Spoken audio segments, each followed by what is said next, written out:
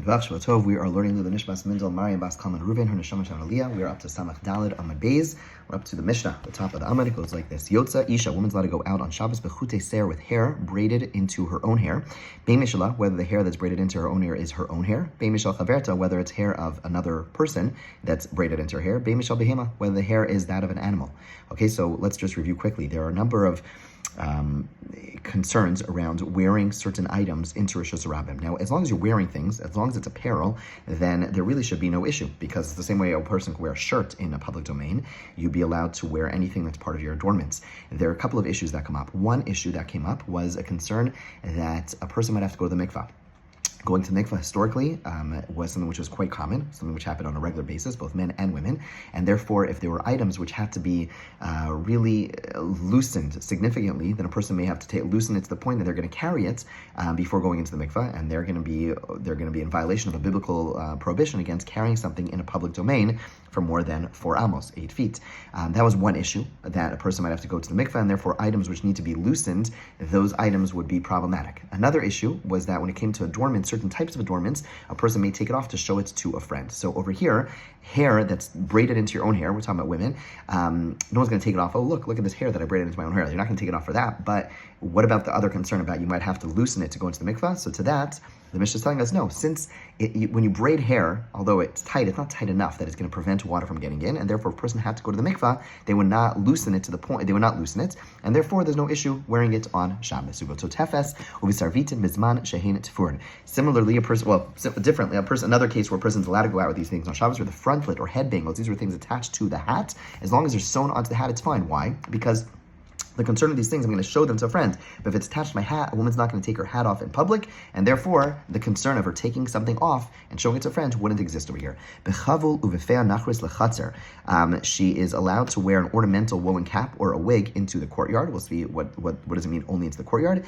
A bunch of examples of things she's allowed to wear.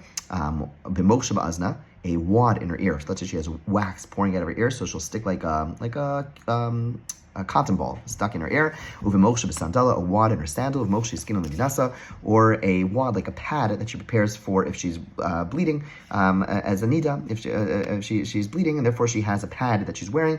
All those things she could wear in a public place. But pilpel with peppercorn. Back in the day, they didn't have Listerine strips, so if they had bad breath, they would stick peppercorn in their mouth so that they would have a good smelling breath. Of a galgal melech, if they had a toothache, one of the things they would do to mitigate the pain is they would take a lump of salt. Now, the lump of salt would not actually heal them, it would just mitigate the pain. And because of that, let's read the next line. Any other item which is placed in the mouth also to mitigate the pain, that's fine if you put it there before Shabbos. Now, I'm assuming if they had a lump of salt, it was done in a way that it wouldn't dissolve immediately, because if I put salt in my mouth, it's going to be gone in a few seconds. But presumably it was covered in some way, but it was done in a way that somehow mitigated some of the pain. Whether it's the salt or these other items, it can't be done on Shabbos. Why? Because on Shabbos, we'll discuss this more as we go on in the Masechta, you are not allowed to do things which are medicinal in nature. Now, if you have like a severe illness, you're allowed to do things which are medicinal. So for example, if I have a headache which is debilitating, I'm going to have to, I can't go to work, I can't do anything, I'm going to lie down, I can take Tylenol. But if it's less than that, I have a headache, sometimes you have a headache, you want to take a Tylenol? Can't do it. Similarly, over here, you have a toothache, you're not allowed to take this lump of salt to put it on Shabbos. If you put it in your mouth before Shabbos, it's fine. You can't put it lechatchila on Shabbos. You can't put it initially on Shabbos. If it falls out of the mouth, you cannot put it back. Shane, a false tooth, Shane Shalzav, a false tooth made of gold. Okay, what about that? Rebbe Matir, V'chachamam Osir. Rebbe says it's allowed. You could wear that out on Shabbos. The Chum say you can't. Now, obviously, if it's stuck in your mouth, like our gold teeth, that's different. But their gold teeth was one that comes in and comes out. Rebbe says that you are allowed to go out there on Shabbos. The Chum say you're not. We're going to get into more detail tomorrow about that. Utzricha, the Gemara begins. The Gemara says that all these 3 cases of the hair woven into your hair, all these 3 cases are needed. Meaning, there's 3 cases. One was your own hair woven into your own hair. You have another human being's hair, your friend's hair woven into your hair, or an animal's hair woven into your hair. So, if we would just say her own hair, mishum tlomais, it's like normal. Meaning, I have brown hair, I put my own brown hair, like, okay, it looks normal. There's nothing strange about it, right? And therefore, no one's going to make fun of me, and therefore, there's no concern I'm going to pull it out of my hair. But if I have my friend's hair and my own hair, it looks different. Like, hey, wait a second, you're a brunette. Why do you have like these blonde strands? They didn't highlight their hair back back in the day, right? Amalo. So we would think that maybe you can't do it because we might be afraid someone's going to make fun of them. They're going to pull it out of their hair and they're going to carry it. Okay, if you only taught me the case of her friend's hair, devas minahu, you'll say, okay, it's still human hair. Okay, blonde hair, brown hair, fine. Aval behema, if all of a sudden, like, isn't that horse hair in your hair? Like, that would be strange. And therefore, labar minahu, it's not part of your own kind, not part of your species. Aim alone. Maybe we'd say you can't go out because we're afraid someone's going to make fun of her. She's not going to take it out of her hair and she's going to carry it. Tzricha. So the Gemara says, no, in all those cases, okay, we're not afraid that a person's going to make fun of them. They're not going to pull it out of her hair. And therefore, any hair that's braided into your hair, you're allowed to walk out on Shabbos. Tana. We learned in a brayso, vach lo teitze yalda b'shal zakena, uzakena b'shal yalda. A young person is not allowed to go out the hair of an old person. An old person is not allowed to go out the hair of a young person. We're assuming that a young person means they have brown or like dark hair, and an old person means they have white hair. Okay, so the Gemara now analyzes this brisa. Bishlam is a kin b'shel yalda. I understand why the brisa is telling me a chiddush, a novelty, that an older woman is not allowed to wear the hair of a young girl. Shevachula. Because it looks good, meaning if let's say I have white hair and I decide to put some brown hair into my hair, so it looks like, oh, I'm not so white, I look a little younger. So the Gemara is coming to tell you, even though you would think that it's fine, you would think that, oh, why would someone want to take it out of their hair? It looks great. But still, the Gemara is saying, no, it looks different, it looks strange. Someone might make a comment, you might pull it out of your hair, and it's like, you're 90 years old, why do you have brown hair? There'd be a reason that it's a chiddush, it's a novelty. Why does the Mishnah, why does the Bryce have to tell me that a young woman's not allowed to put white hair, like hair of an elderly person, into their hair? Of course, it looks strange. Of course, you can't do it. Of course, someone's going to say something, and of course, they're going to end up pulling it out. So the Gemara says, "I did Tana Zakena Mishal Yalda, Tananami Yalda Mishal Zakena." Gemara says, "You're right. There's no novelty, but the Mishnah is just being consistent. The Bryce, is just being consistent. Since it had to tell me the novelty of an old person not being allowed to wear the hair of a young person, so therefore, just like kind of maintains that pattern and says, so too a young person can't wear the hair of an old person." We mentioned this earlier today in our class in person, and that is that the Mishnayos and Brises are being written to be memorized. You want to have like a certain cadence and a certain rhythm to them, and therefore someone says young to old, old to young. It helps you memorize it, and therefore it's not like this strange thing just telling you random halachos that aren't needed. But sometimes the Mishnayos do this, or the Brises do this. It says like just because we had a certain sequence in the beginning, we want to keep that sequence, keep that structure to maintain a certain flow that helps a person remember it. Okay, the Mishnah continued and said it said that you're allowed to wear a woolen cap and a wig, but only into the courtyard, not into the Rosh Hashanah. Here we have a very interesting machlokas. Amar Rav. Rav says, when our Mishnayos, we've been reading all these Mishnayos, it said you are not allowed to go into Rosh Hashanah with all these different ornaments and all these things. Not only is that true for Rosh Hashanah, but it's true for the Chatzar as well. Meaning you can't go, you're not allowed to go into a full-fledged public domain, but you're also not allowed to go into a rabbinic public domain. Meaning like our streets, a street over here, Lincoln Avenue, it's not a public domain, not a biblical Rosh Hashanah, but it's a rabbinic Rosh Hashanah. There's no Erev over here, I would not be allowed to carry here. Rav is saying, I can't wear the jewelry, I can't wear all these things, even there, not only if I'm walking down a highway, okay? Chutz mikavel ufei anachros, with the exception of this woolen cap or a wig. Those things I'm allowed to wear in these types of properties. We'll see why that's the exception soon. Rav Anani bar Sason, Mishmeid Rabbi Shmuel Rabbi Yossi Amar, Hakol kekavel. He says, no, that's not true. Everything is the exact same as the woolen cap. Just like the woolen cap could be worn in a courtyard, meaning in a rabbinic public domain, something which biblically would be not a public domain, in a rabbinic public domain. So too, everything, all the tachshit and all the ornaments that we just saw earlier and throughout the last Mishnayos that we said we cannot wear in the public domain, you are allowed to wear them in a rabbinic public domain. Meaning, I'm allowed to wear them in my street over here. It's not. We learned now the Gemara is going to ask a question of Anani's teaching from our Mishnah. It's not. The Mishnah said, our Mishnah said explicitly, the woolen cap, the wig, only in the courtyard, implying that everything else, not the woolen cap, not the wig, everything else cannot be worn in the courtyard. It could only be worn in the private domain, but not in a public domain, be it biblical or rabbinic. It specifically limits this ruling to the cap, the woolen cap, and the wig. So it's clear, not like Rav Anani. So Bishlam Rav Nicha fits very good to Rav Nicha. El Rav Anani bar Sasom Kasha. It's a question to him. As the Gemara, Rav Anani bar Sasom Mishmei Devan Kamerle.